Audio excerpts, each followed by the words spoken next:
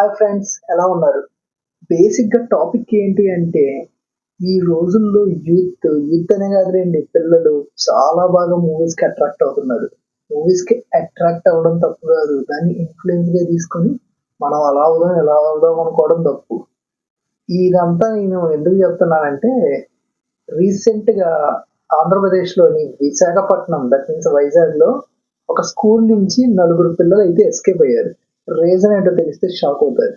ఏంటి అంటే 'lucky Bhaskar' movie జూసి వాళ్ళలాగా బాగా డబ్బులు సంపాదిచ్చి ఇల్లు, కారు కొనుక్కొని తిరిగి రావాలి మన ఊరికి అన్నట్టుగా ఫిక్స్ అయ్యి ఆళ్ళు నలుగురు ఎళ్ళిపోయారంట.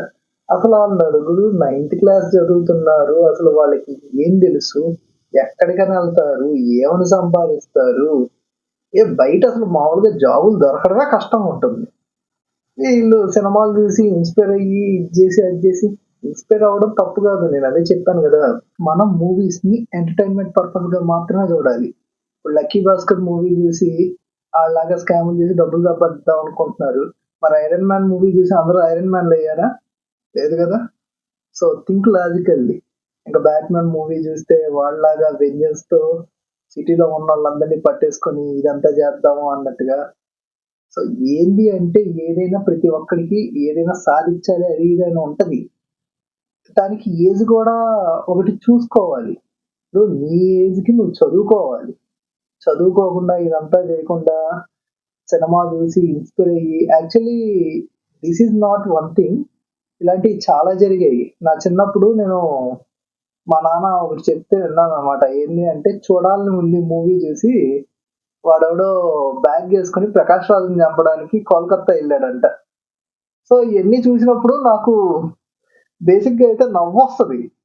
ఇప్పుడు పిల్లలకి తెలీదు. పేరెంట్స్ తెలిసేలా జెప్పాలి. అండ్ పిల్లలకి తెలియకపోతే అయితే పేరెంట్స్‌ని లేదంటే స్కూల్‌లో టీచర్స్‌ని అడగాలి. స్కూల్‌లో టీచర్స్‌ని అడగకండిలెండి. పేరెంట్స్‌ని మాత్రమే అడగండి. ఎందుకంటే టీచర్స్ గూడా అలాగే తయారయ్యారు. సో, ఇంక విషయానికొస్తే ఈ ఇన్సిడెంట్ ఇలా ఉంటే నెక్స్ట్ ఇంకో ఇన్సిడెంట్ వచ్చేసరికి ముగ్గురు అమ్మాయిలు కిడ్నాప్ అయినట్టు నాటకం ఆడి, వాళ్ళ ఇంట్లో వాళ్ళకి ఫోన్‌లు చేసి, కిడ్నాప్ అయ్యాము. మనీ ఇస్తే మీ అమ్మాయిని వదిలేస్తాం అని చెప్పి బెదిరించి అంతా చేశారు. సో, చేస్తే ఇంక వాళ్ళేం చేస్తారు ఆబ్వియస్‌లీ పోలీసులకి కంప్లెయింట్ ఇస్తే పోలీసులు వాళ్ళ మొబైల్స్ ట్రాక్ చేస్తే వాళ్ళు పూణే ఎళ్ళే దారిలో ఉన్నారని చెప్పి తేలింది. ఫైనల్‌గా ఎళ్ళేసి వాళ్ళని పట్టుకొని తీసుకొచ్చి అసలు ఎందుకిలా చేశారు? ఏంటి అంటే ఆళ్ళు చెప్పిన రీజన్ ఇని నేను షాక్.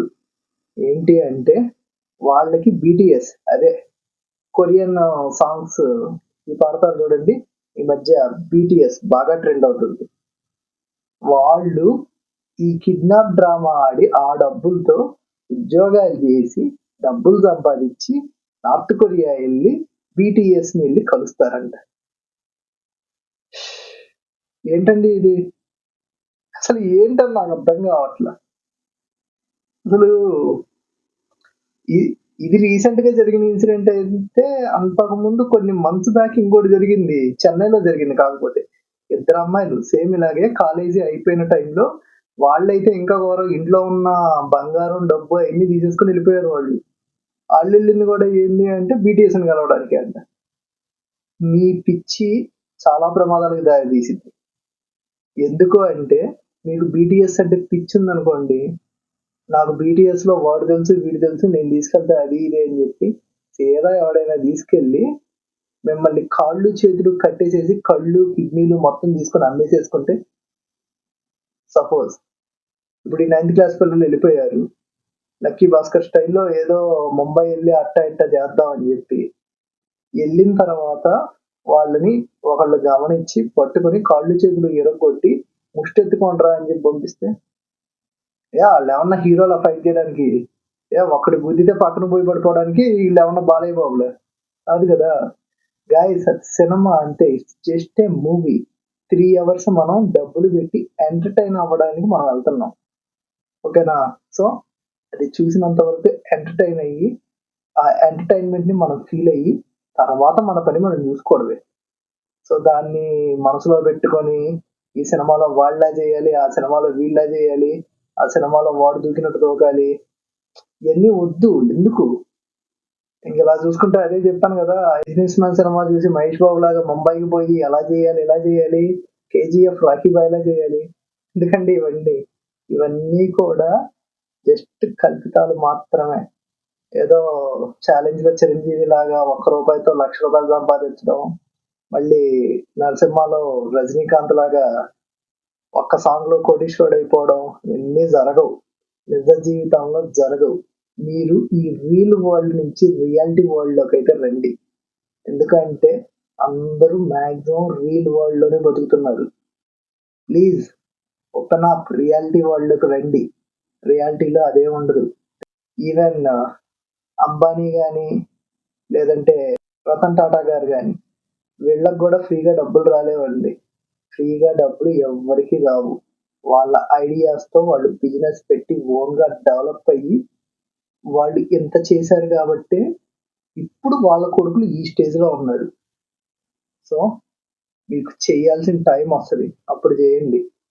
స్కాములు అది ఇది అంటే ఇప్పుడున్న ట్రెండ్ లో ఆ స్కాము ఈ స్కాము మనీ హెస్ట్ ఇలాగా లక్కీ భాస్కర్ జీబ్రా ఇలాంటి మూవీస్ అన్ని హిట్ అవడానికి రీజన్ ఏంటంటే అలాంటి వాటిని మనం ఎంకరేజ్ చేస్తున్నాం. సో వాటిని అలా చూసి అలా వదిలేయాలి.